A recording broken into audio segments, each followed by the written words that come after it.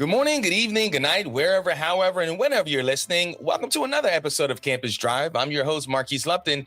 And today, folks, we're talking about the performing arts. And no, I don't mean just that one friend who went to see Hamilton once, and now they're saying things like, oh, I just love the energy of live storytelling.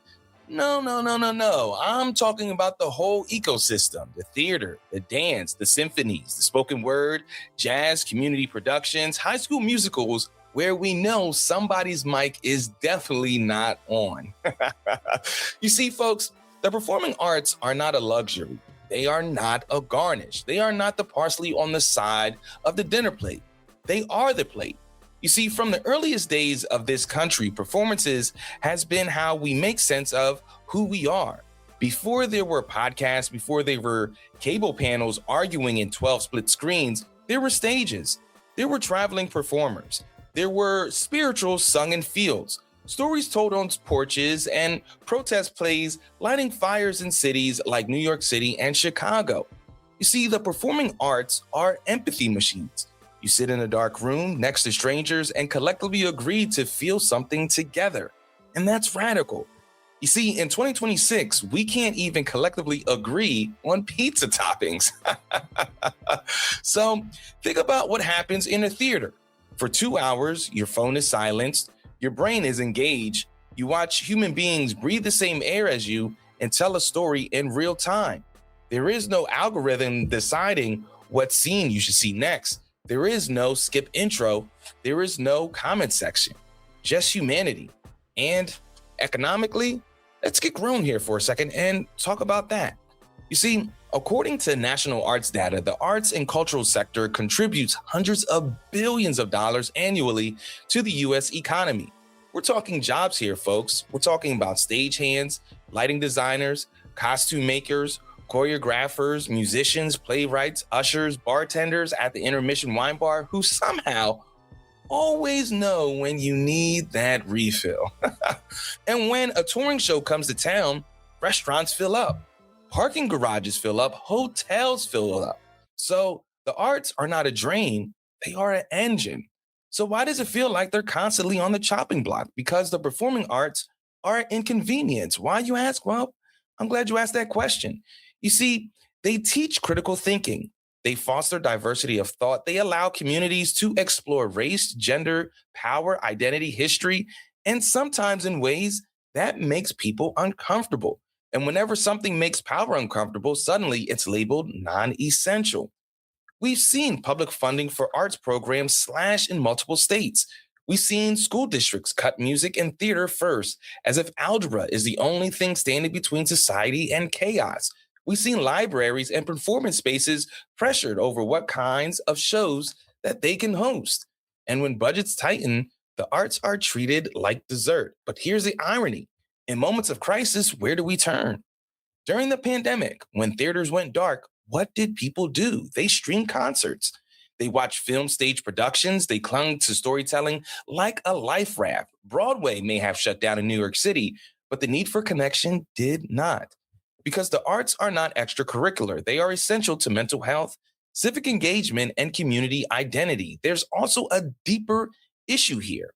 You see, when arts programs disappear from public schools, access becomes privilege. And if you can pay for private lessons, great. If not, good luck discovering if you were the next August Wilson or Alvin Ailey. And let's be honest, that's part of the quiet attack. If you shrink public art funding, you shrink whose story gets told. So what can you actually do about it? Because this isn't just a just clap for the arts monologue here. Well, first, show up. Buy tickets to local productions, not just the big touring show, the community theater, the community college, the college dance concert, the black box experimental thing that might confuse you, but will absolutely make you think. Secondly, advocate. When your school board talks budgets, ask about arts funding. When local officials debate grants, email them. Elected leaders notice when constituents mention the arts, mostly because they're surprised someone is paying attention.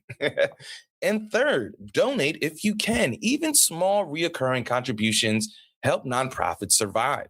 Arts organizations often operate on razor thin margins. And finally, folks, value artists out loud. Share their work, buy their work, and Bring your kids to performances. Normalize creativity as something serious, not something you fall back on. Because here's the truth: a society without performing arts doesn't become more efficient, it becomes more fragile. It forgets how to imagine, it forgets how to listen, it forgets how to disagree creatively. The stage is where we rehearse democracy. And if we stop rehearsing, don't be surprised when opening night doesn't go so well. So, yes, go see the show, applaud loudly, support loudly, bring a friend, bring a family member, because the arts aren't just entertainment, they're infrastructure for the soul. I'm Marquise Lupton, and that was our monologue. And today we have Department Head of the Performing Arts Program at Howard Community College, Bill Gillett, joining us to discuss just how vital the performing arts are and highlight some upcoming performances and events that are happening right here at Howard Community College. Bill, thanks for joining us today. How you doing? Good, Marquis. How are you doing? I'm doing well. So I'm going to start off with the most easiest basic question here. How important are the performing arts? Just not to the community college, but in general. Performing arts, well, I would say they're important to us as humans, right? We live in a world where we talk to each other and interact with one another, and we have times where we're trying to work together and work to accomplish things and work to persuade people and work to communicate with one another. And theater is at the beginning of all of that. Performing arts, I should say, not just theater. When when we in our history danced around a fire or told each other stories, or we banged on rocks and we made music, we shared something really human about ourselves. So the performing arts, the visual arts as well, are an essential part of being human.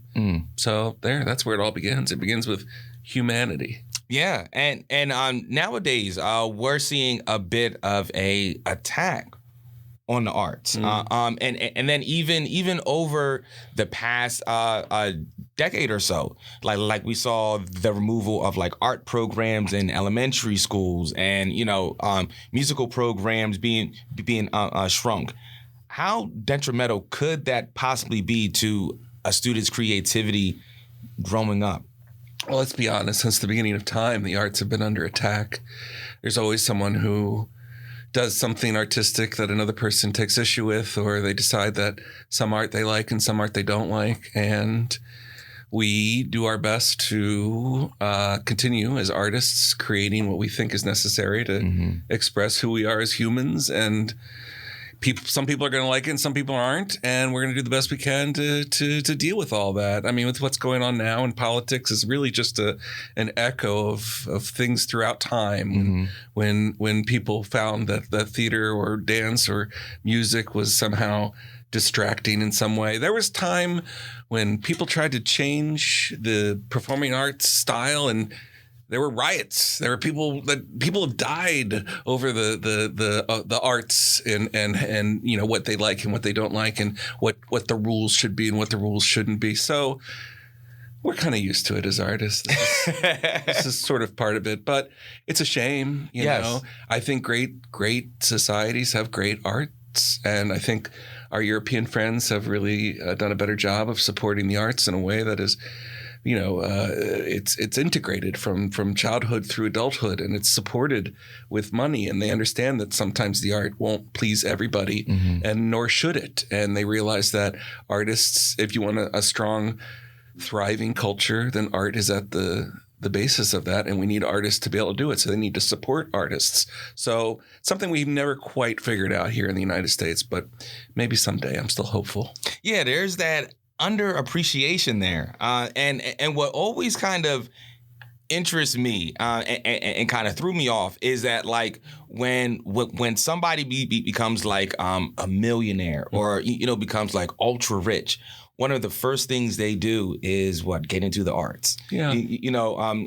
it's just like there's that appreciation. Then why isn't there that appreciation in the forefront? Because the arts, the performing arts, literally, saves lives. It does. You know, I agree. I mean, it's something that it's about being human. I mean, and there is that kind of art, the art that the rich like, and the rich like to show off, and they like to be a part of, and they like to be seen going to see it, or to own it in some way.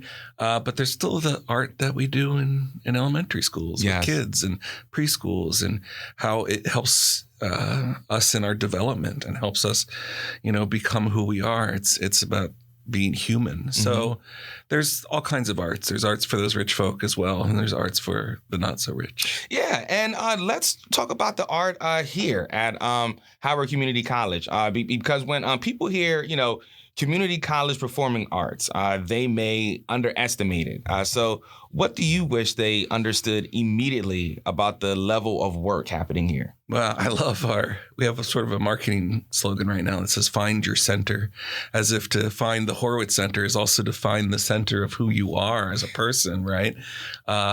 So, I mean, they're very important here at Howard Community College. We have very strong offerings in the arts of all kinds, visual and performing arts.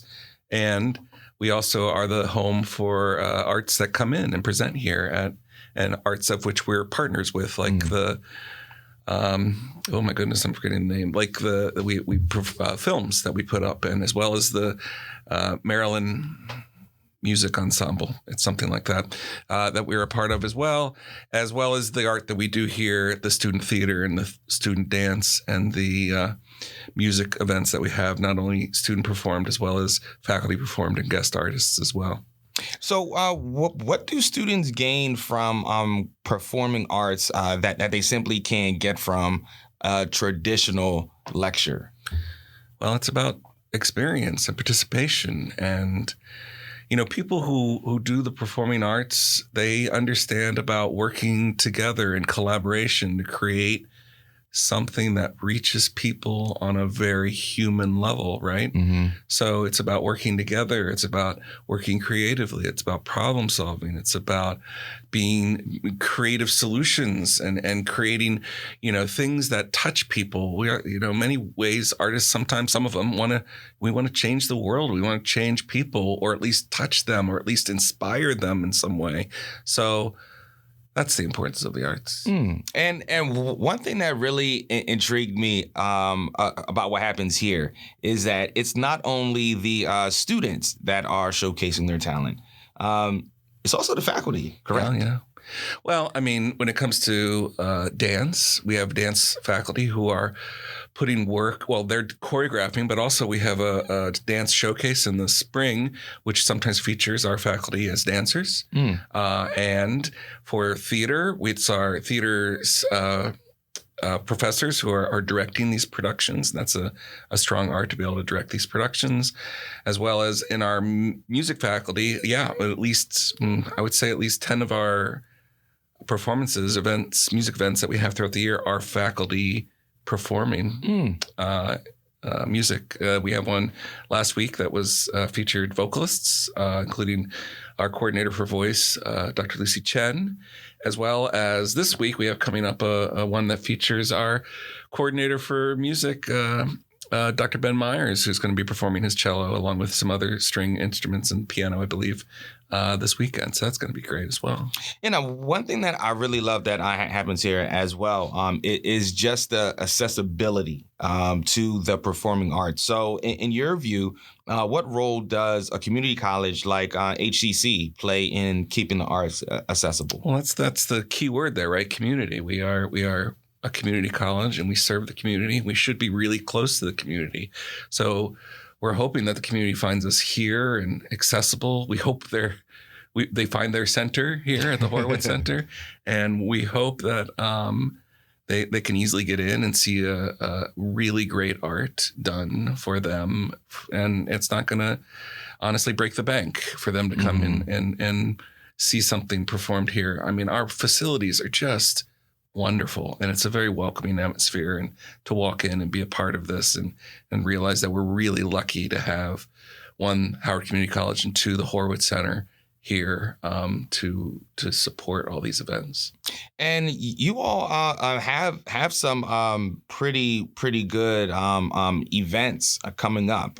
One specifically being the One Act Festival that's running from March 19th through March 22nd. Can you talk to us about that? Yeah, this is something we do every other year, and it's an opportunity for students to take on finding plays and directing plays. Two of the plays, one of was written by an HCC student, and another one was written by a Towson or UMBC student, but one of our students is directing it. So 5 plays directed by 5 HCC students, and one of them is a play that's got fights in it, so that's exciting. And our students are taking on the fight choreography of that, mentored by our faculty member, Jenny Mail, who is a certified fight master with the Society of Fight Directors. And therefore, we have a lot of students who get certified in stage combat of all kinds of weapons and stuff like that. It's really, really, really great.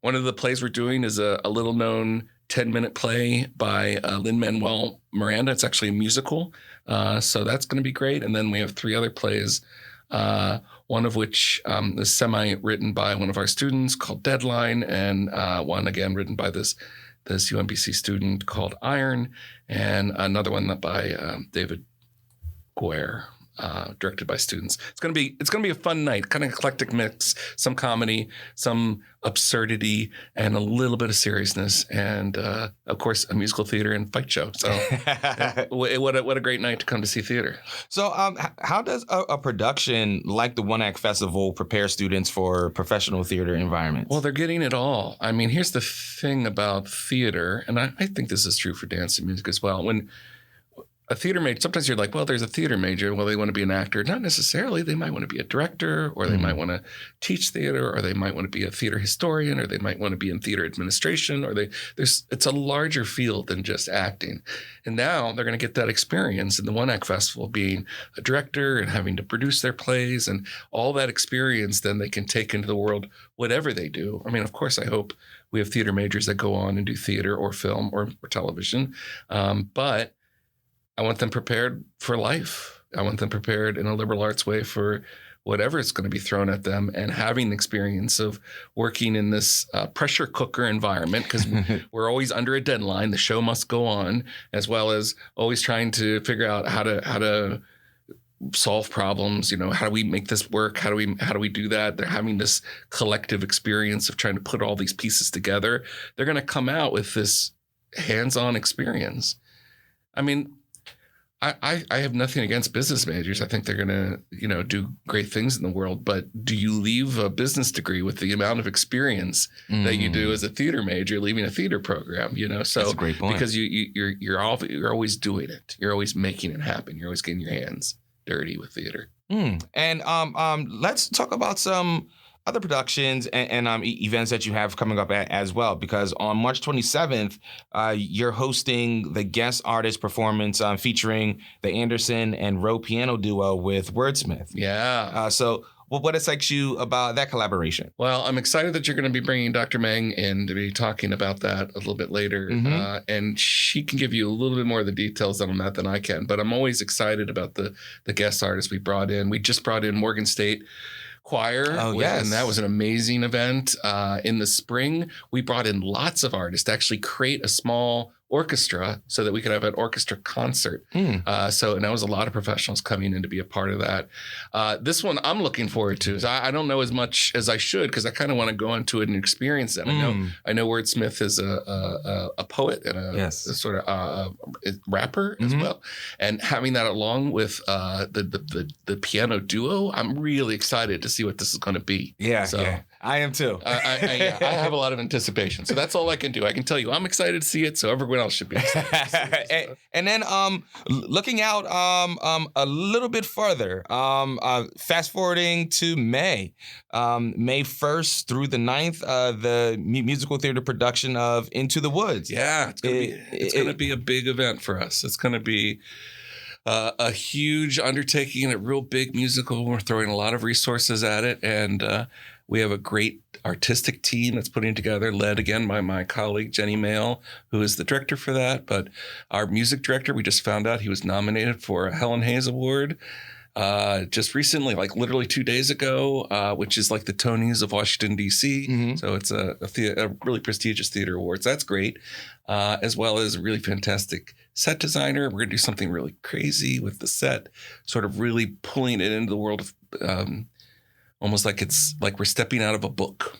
is what we're going to be doing, as well as using our revolve that's built into our stage. So it's a revolving set that's going to be really fun. Got a great artist, but half the cast is community members, half the cast is students. Wow. So yeah, we're really embracing sort of the community of community college on this production, and it's gonna run for 2 weeks, which is great. 6 performances, 2 weeks. It's gonna be an exciting experience, I think. I know people may have seen Into the Woods or know it, or maybe they don't, but this is going to be a unique and different performance, and I'm excited for people to see it. Now, what goes into mounting a musical of that scale, especially at a community college? Right. I mean, it starts with sort of the idea of doing it, and then what's interesting is when you produce a play, there's so much work that needs to happen before you even think about putting a cast together to make it happen. Some people think, oh, you put a cast together and you started playing. No. We've picked the play. We've had meetings about it. We've brought in a design team. We've talked about what it's going to look like. We've talked about the lighting designer and sound design and costume design, what all that's going to be. We have a production manager that organizes all that. And then somewhere later once we've got all that work done, then we think about, all right, let's put together a cast and make sure we have a music director, and music directors put together a band for the production as well. It's a complicated endeavor, an event that requires a lot of moving pieces, and the director sort of stands in the middle of that and orchestrates it all in order to create a sort of central unified vision of a show that we think will reach audiences and be really an awesome experience for the students involved too, who are going to learn from this, having been part of such a large undertaking. Now with that, why a musical? Do you typically do a musical every year, or does it change from like a musical to a drama? Like, why a musical? We do at least 5 plays every year. We do 2 plays in the fall and 2 plays in the spring. And we do a summer show as well. Wow. And our summer show, what we do outside on our drier stage here, is usually a Shakespeare. Every single time we've done it up, except for once, it's been a Shakespeare performance. But we normally do straight plays. We only do musicals maybe every other year, or we did one 3 years in a row, but sometimes we'll go from a large musical to a smaller musical. Musicals are more complicated. They're harder to do, but people love them. Every high school in this area does at least one musical a year. Yeah. And I know people that don't even have associations with the high schools, and they go to them. So they're probably the most popular form of theater, although they only make up maybe a quarter of all theater that's out there. But there's a lot of straight plays, what we call non-musical straight plays, that are well appreciated, and most of what the professional theaters do around this area. So that is so true, because I am actually going to see Shrek the Musical at Wild Lake this weekend. There you go. and I have no affiliation whatsoever, but I just, I'm interested. Well, musicals is a really American invention. I mean, we're the ones that really perfected the art form and really sort of made it huge. And it's popular. It's just hugely popular. And I have nothing against musicals. I think especially there's some really interesting musicals that have really sort of bended the experience. I mean, this playwright, Stephen Sondheim, who wrote this, as well as Company and some others. He really was the first to sort of, for me, to kind of, change what you thought of a musical as to, it's not necessarily songs that begin and end with a big bump. His musicals are a little more sung through. Even Into the Woods, which I think people really love, it's not sort of a typical musical where it comes and stops at the end and everyone poses. It's a musical that keeps moving and tells a story, and honestly turns stories and turns them on their head, right? Because the story it's all through fairy tales. It's all like Little Red Riding Hood and Cinderella and the Big Bad Wolf and Jack and the Beanstalk. And then it ends at the first act, right? Mm-hmm. And then the second act is what happens after Happily Ever After. Yeah. Serving as a huge metaphor for what it's like to just be a human on this planet, living as we do. And, our lives are not charted out like fairy tales, right? Yeah. Our lives are complicated. Our lives, we don't know what's going to happen. And talking about one complicated thing, because this probably had to be one of the most complicated times in theaters, as specifically talking about the pandemic and the shutdown. How has life been post-pandemic, and has your theater specifically recovered since? Yeah, I would say so. Great. I would say all of theaters recovered. I actually just saw a show. I saw the new musical Little Miss Perfect over at Only Theater Center, which I thought was a really fun experience. And I just, for the first time, I was like, well, we're all back, right? We're a full theater. Everyone's happy. Everyone's doing a good job. And I enjoying theater is the way they should. And that's great. I mean, it was tough to get through the pandemic. But we got creative. I was actually very proud of the work that we did during the pandemic. We did one show that was all through Zoom. We did one show that we brought people on to campus to film, but we kept masked and social distanced. And we also did a musical where we had everyone sing individually in their own rooms, and we edited it all together to create kind of a musical experience. So yeah, theater always happens. And we have to remember that real theater doesn't even need a theater. Theater could use a space and two people performing and somebody to watch. You know what I mean? And then we have theater to happen. Same thing I feel for all the performing arts, dance and music. And we sort of get used to a formal way of experiencing these arts, but we can experience them informally as well. Yeah. Folks, that is Bill Gillett, the department head of the Performing Arts Department here at Howard County Community College. So before you head out, we like to give some rapid fire questions for the last 5 minutes, if you don't mind. I'm ready. All right. So here we go. Favorite Broadway show of all time? Sweeney Todd. Oh, all right. Into the Woods, character you secretly relate to? I would say The Baker. No, all right. Musical you think everyone should love? Sweeney Todd. Into the Woods. I think Into the Woods. Everyone should love Into the Woods. So. All right. Here's a good one. Intermission snack, classy charcuterie or contraband candy? Well, if you saw me, you'd be like, any food this guy likes. So I like classic charcuterie, and I like contraband candy. Number 5, standing ovation, earned or overused? Earned. I mean, not overused. Earned, I guess. All right. Dream guest artist you'd book tomorrow? What a good question. I don't know. Denzel Washington. Oh, that is a good one. Yeah. Most underrated instrument? I don't know. The piccolo. I don't know. That's a good one. Curtain call music, triumphant or subtle? Triumphant. And stage mishap you can laugh about now? I don't know, people falling, people walking into sets, people going on stage and realizing their zipper's undone, all these little mishaps, they happen and they make funny stories, but we just, we deal with it and we roll on. The show must go on. Show must go on. And then finally, if the Performing Arts Department had a theme song, what would it be and why? It would be, a theme song for the, I don't know. Let's say we'll go for a musical theater song. We'll say "To Dream the Impossible Dream." To dream the impossible dream. Man of La Mancha. I love it. Folks, that was Bill Gillett, the department head of the Performing Arts Department here at Howard County Community College. Again, Bill, thank you so much for coming up on Campus Drive and just giving us all this great information. For the folks that want to follow you all, follow up on some information, find out what's going on, where can they go? What can they do? Who can they contact? Well, absolutely. They can go to the Horowitz Center from the main page of the Howard Community College website, howardcc.edu, and click right at the top, Horowitz Center, click on the season, and you can see all the wonderful things that are happening here on campus. And if you want to find out more about the program, that's easy to find through the website as well, and you can reach out to me directly. Oh, and there you go. Bill, thank you for taking this drive around campus with me. Not a problem. Thank you, Marquis. Thank you.